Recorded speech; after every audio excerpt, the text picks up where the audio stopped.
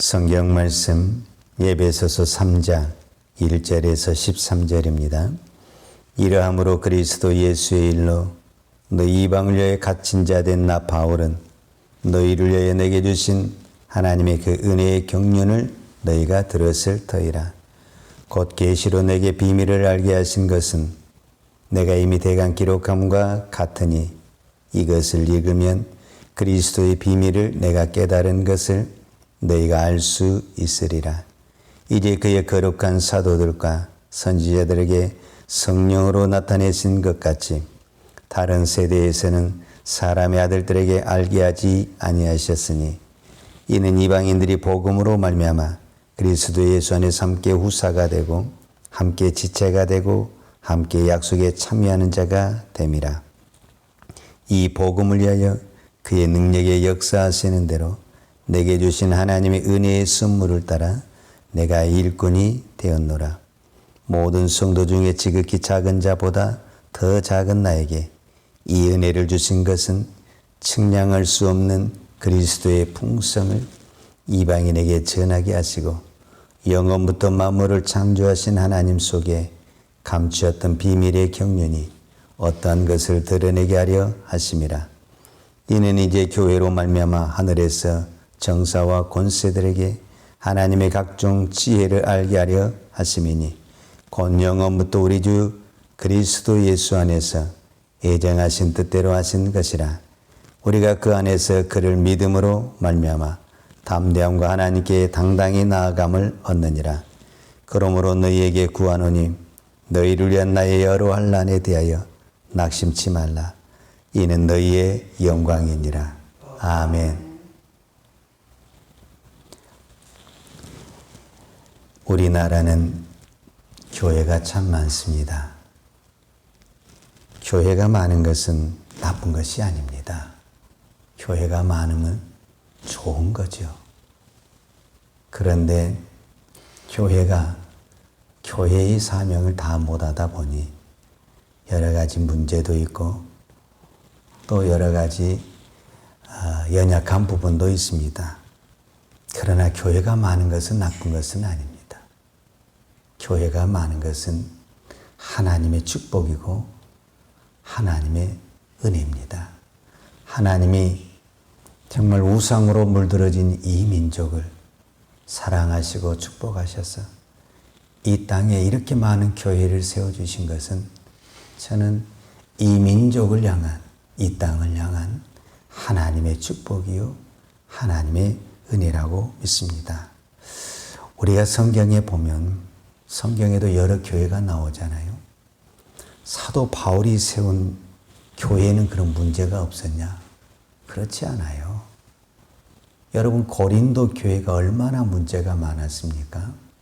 고린도 교회는 은사의 문제도 있었고 또 나는 파당의 문제도 있었잖아요. 나는 바울파, 게바파, 파당의 문제도 있었고. 그런데 사도 바울은 이 고린도 교회를 향해서 뭐라고 표현을 하냐면 이 고린도 교회를 고린도전서 1장 2절에 보면 고린도에 있는 하나님의 교회다 이렇게 말을 해요. 고린도에 있는 고린도 교회다 이렇게 표현하지 않냐고. 그렇게 문제 많은 교회이지만 사도 바울은 고린도 교회에 편지를 보낼 때 고린도에 있는 하나님의 교회다 이렇게 말을 합니다. 그러니까 이미 고린도 교회도 문제가 많지만 그 교회도 무슨 교회다? 하나님의 교회다 이렇게 이야기를 하는 겁니다. 여러분, 예수님의 제자를 봐도 다 훌륭한 사람입니까? 여러분, 예수님의 제자들, 예수님을 판 사람이 누구고 예수님을 배신한 사람이 누굽니까? 다 예수님의 제자들 아닙니까? 그럼에도 불구하고 예수님은 그 사람을 통해서 이 세계 선교의 사역을 이루었다라는 것은 결국은 우리는 다 연약하지고 부족하고 문제투성이지만 하나님이 하셔서 하나님의 일을 이루신다라는 겁니다. 그래서 이 땅에 아무리 교회가 많고 문제가 있어도 교회는 교회가 할 일이 있습니다. 즉 아무리 땅에 좋은 대학이 있고 훌륭한 기업이 있어도 아무리 국제적인 세계적인 글로벌 기업이 있어도 못하는 것은 못합니다. 이 구원에 이루는 이 역사는 교회 외에는 그 어느 곳에서도 이루어질 수가 없습니다. 그래서 이 교회는 소중하고 중요한 교회입니다. 우리가 교회의 목적은 선교적 사명을 감당하는 것입니다. 그런데 우리가 오해하지 말아야 될 것은 교회가 선교적 사명을 감당을 해야만이 교회가 선교적 교회다, 이렇게 말할 수는 없는 겁니다. 그래서 교회의 존재 자체가 뭐라고 표현하냐면은 교회는 존재 자체가 선교라는 거예요. 존재 자체가. 선교를 해서 선교하는 교회가 아니라 교회는 서 있는 그 자체가 선교라는 거예요. 이거를 이제 좀 더 쉽게 설명을 하자면, 우리가 부모와 자식 간의 관계에서 우리가 설명을 할 때, 부모가 젊고 건강하고 힘이 있을 때는요, 자녀들에게 모든 것을 공급을 해주죠. 맛있는 음식도 해주고, 옷도 사주고, 학교도 보내주고, 모든 것을 뒷바라지 해주잖아요. 그런데 어느 날 부모가 나이를 먹게 되잖아요. 그럼 어떻게 됩니까? 아무 힘이 없지요. 어떤 부분에서는요, 이제는 병원에 가 계시든지 요양원에 가셔서 그냥 눈만 껌뻑껌뻑 뜨고 있을 수도 있죠, 사실은. 그럼에도 불구하고 그 살아있는 그 자체가 자녀에게는 뭐가 되냐면 힘이 되고 용기가 되는 것입니다. 그러니까 부모가 꼭 무엇을 해줘야만이 부모에게 힘을 받는 것이 아니라, 부모는 부모의 자리에 있음으로 말미암아 자녀에게는 힘이 되고 용기가 되는 것입니다. 그러니까 이 교회라는 자체는 어떤 부분에서는 우리가 구제도 하고 선교도 해야죠, 사실은. 그러나 아무것도 안 한 것 같지만 우리가 이 새벽에 이 십자가의 불을 켜고 누구도 기도하지 않지만 목회자 혼자 기도하더라도 이 교회가 불빛을 켜있는 그 순간에 주변에 누군가는 그 불빛을 받고 위로를 받고 소망을 갖는다, 그 말입니다. 그래서 이 땅의 교회는 존재 자체가 선교적 목적이 있다라는 겁니다. 그러니까 우리 그리스도인은 그 삶이, 내가 남에게 막 선교를 하고 그것보다 더 좋은 삶이 없죠, 사실은. 그러나 내가 믿음으로 사는 그 자체가 다른 사람에게 보이지 않는 용기를 주고 힘을 준다라는 것입니다. 누구도 안 보는 것 같지만 오늘 내가 이 새벽에 기도할 때 이 기도하는 그 자체가 누군가에게는 위로가 되고 힘이 될 수 있다라는 겁니다. 그래서 저는 오늘 이 말씀을 가지고 나누고 싶은데, 3장 1절, 오늘 3장 1절에 이러함으로 그리스도 예수 일로 너희 이방을 위하여 갇힌 자 된 나 바울은 그랬거든요. 그러니까 사도 바울은 지금 어디에 있냐면 로마 감옥에 있습니다. 그거를 그리스도 예수의 일로 너희 이방을 위하여 갇힌 자 된 나 바울은, 이 갇힌 자가 사실은 감옥이거든요. 그런데 13절에서는 이걸 또 어떻게 표현했냐면, 그러므로 너희에게 구하노니 너희를 위한 나의 여러 환난이로 표현했어요. 근데 이 사실은 이 환난이 뭐냐면 지금 사도 바울이 감옥에 가 있는 상태를 말을 하고 있는 거예요. 환난에 대하여 낙심치 말라. 이는 너희의 영광이니라 그랬어요. 사도 바울은 무엇이 영광이라고 지금 말을 합니까? 감옥에 들어가는 것이, 환난을 당하는 것이, 고난을 당하는 것이 무엇이라고 표현을 하고 있습니까? 영광이다, 이렇게 표현합니다. 여러분, 우리가 지금 이 시대에 왜 교회가 무너져 가고 있냐면은 십자가를 영광으로 바라볼 수 있는 우리의 믿음이 돼야 되거든요. 그래야만이 교회가 교회다워지고 성도가 성도다워지는 겁니다. 우리가 어렵게 교회를 세울 때는요, 십자가를 다 영광으로 바라보고 내가 그 고난에 동참한 것을 자랑스럽게 생각을 했단 말이에요. 그런데 어느 순간에 교회가 부흥이 되고 부자가 되면서 이제는 출세하고 성공한 것을 우리가 영광스럽게 생각을 하고 있다라는 거예요. 저는 그것이 잘못됐다라는 것이 아니라 그것을 영광스럽게 생각하고 성공하는 사람이 앞에 나와서 간증하고 그것을 자랑하다 보니까 고난당하고 어려움 당한 사람들은 신앙생활을 잘못해서 그랬다라는 쪽으로 오해를 할 수가 있다라는 거예요. 여러분, 그렇지 않습니다. 오늘 이 사도 바울은 내가 이 그리스도의 일로 인하여 우리로 말하면 복음 때문에, 십자가 때문에 내가 환난을 당하고 고난을 당한 것을 영광이라고 생각을 하고 있습니다. 우리의 신앙이 변질되지 않으려면 어떤 신앙을 가지고 있었냐면 나는 십자가가 영광이다라고 생각을 해야 됩니다. 그러면 내가 어떤 환난과 어떤 고난 속에 있어서도 그것을 자랑스럽게 생각하고 영광스럽게 생각한다라는 거예요. 이것이 안 되면 어떻게 되는 겁니까? 낙심을 해버리게 되고 실족을 하게 된다는. 그러니까 사도 바울은 지금 낙심을 했다라는 거 안 했다는 거예요. 나는 안 했다라는 거예요. 근데 이 편지를 지금 누구에게 쓰고 있냐면은 에베소 교회에게 쓰고 있잖아요. 근데 에베소 교회는 사도 바울과 같은 신앙이 아니잖아요. 거기는 사도 바울과 같은 신앙도 있겠지만은 이제 초신자와 같이 연약한 성도들도 있단 말이에요. 그 연약한 성도들은 이 복음이 죽은 자도 살아나고 병든 자도 고치는 이 놀라운 복음이요, 기적의 복음이요, 능력의 복음인데 이 복음을 전하는 사도 바울이 고난을 받고 감옥에 들어갔다는 것은 이 연약한 성도들에게는, 초신자에게는 뭐가 되겠어요? 낙심이 되고 시험이 되고 절망이 되지 않겠습니까? 그 성도를 생각하면서 사도 바울은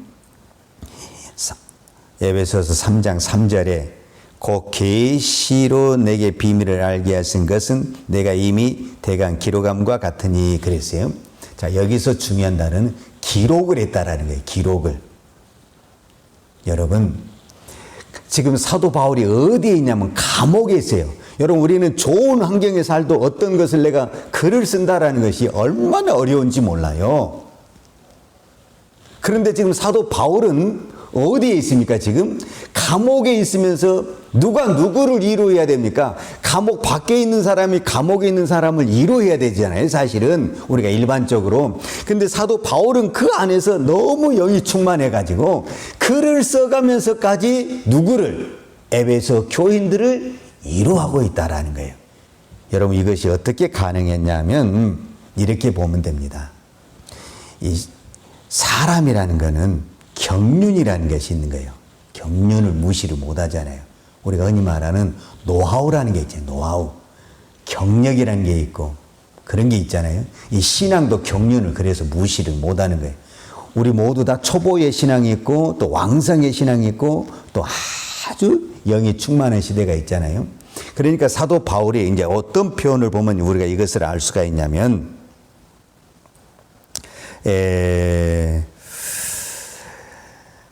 8절에 보면 모든 성도 중에 지극히 작은 자보다 더 작은 나에게 이 은혜를 주신 것은 측량할 수 없는 은혜다. 이렇게 표현을 했잖아요. 근데 우리가 이 말씀을 보면 사도 바울이 고린도 교회 편지를 쓸 때는 고린도전서 15장에 보면 나는 사도 중에 지극히 작은 자라 이렇게 표현을 해요. 왜 그러냐면은 내가 하나님의 교회를 핍박했기 때문에 이렇게 표현을 하거든요. 그런데 이 고린도 교회 편지만 쓸 때도 이 이제 사도 바울의 어떤 선교사에게 격려를 보면 왕성하게 우리 표현은 목회할 때. 근데 이 사도 바울이 에베소 교회를 편지를 쓸 때는 1차 선교를 했어요. 2차 선교를 했죠. 3차 선교를 했어요. 그 다음에 이제 마지막에 로마에 가서 복음을 증거하다가 하나님께 부르면 아주 노년. 그러니까 영의 세계가 완전히 성숙하고 충만한 때이단 말이에요. 이때 지금 무엇을 하고 있냐면은 사도 바울이 영적으로 최고치의 성숙에 있을 때 그때 에베소 교회를 로마 감옥에서 쓰고 있어요. 그러니까 그의 몸은 감옥에 갇혀 있었지만 그의 영은 자유로운 거예요. 너무너무 자유롭고 성령이 충만한 거예요. 그러니까 그는 감옥에 있다는 생각을 안 해요. 감옥에 있으면서도 글을 쓰고 감옥에 있으면서도 이제 우리가 내일 본문을 보겠지만 에베소 교회를 위해서 그렇게 간절히 기도를 합니다. 이게 멋있지 않습니까? 오늘 저와 여러분은 고난을, 환난을 영광스럽게 바라볼 수 있는 믿음이 있어야 됩니다. 그래야만이 이 시대에 우리가 실족하지 아니하고 끝까지 믿음의 길을 갈 수가 있습니다. 그렇지 않으면 우리 중간에 흔들립니다. 그리고 끝까지 그렇게 가야만이 우리의 믿음이 변질되지 않습니다. 어떤 사람은 처음에는 그렇게 열심히 하다가 나중에는 아주 안 좋게 되는 분들이 있잖아요. 그게 왜 그러냐면은 십자가를 영광으로 바라봐야 되는데 세상의 성공을 영광으로 바라보다가 그것 쫓아가다가 망해버리게 된다는 거예요. 굉장히 중요한 의미를 가지고 있습니다. 십자가가 영광이다. 십자가가 영광이다. 그래서 나에게 십자가가 올 때 불평하지 말고 내가 그 영광에 동참한 것을 자랑스럽게 생각하고 하나님 나에게 이런 기회를 주시다니, 이런 은혜를 주시다니, 내가 주님의 그 십자가에 동참할 수 있는 이런 기회를 주시고 이런 은혜를 주시다니 할렐루야 감사합니다 고백할 때 그 고난은 더 이상 고난이 아닌 영광이요 면류관이 될 줄로 믿습니다. 기도하십시다. 하나님 아버지 감사합니다. 이 땅에 교회가 많은 것 하나님의 은혜요 하나님의 축복임을 믿습니다. 하나님께서 이 땅에 이렇게 교회를 세우신 것은 이 교회를 향해서 오늘 또 하나님의 구원의 역사와 하나님의 뜻을 이루고자 하는 하나님의 깊은 경륜이 있는 줄로 믿습니다. 그것은 오직 십자가를 통해서 나타나는데 오늘 우리가 십자가를 내려놓고 세상의 영광을 추구하다가 교회가 교회되지 못하고 조롱과 비난의 자리에 왔습니다. 우리의 자리를, 이 교회의 자리를, 십자가의 자리를 찾아갈 수 있는 믿음을 허락하여 주옵소서. 오늘도 나에게 어떤 고난과 어떤 십자가가 있을지라도 그것이 주를 위해서 당하는 것이라면 할렐루야 기뻐하고 자랑스럽게 생각할 수 있는 내 믿음이 되기를 원합니다. 행여나 그 작은 것 때문에 어리석게 불평하지 않게 하시고 하나님 내 입술을 붙들어 주시고 내 손발을 붙들어 주셔서 오직 주의 도구로만 쓰임받을 수 있도록 주여 역사하여 주옵소서. 오늘 또 하나님 앞에 이 새벽을 깨우며 기도할 수 있는 힘을 주시니 감사합니다. 내가 아무것도 한 것도 없지만 이 새벽에 기도한 그 자체가 하나님께 영광이 되고 이 땅에 빛이 되며 누군가에는 소망이 되며 위로가 될 줄로 믿습니다.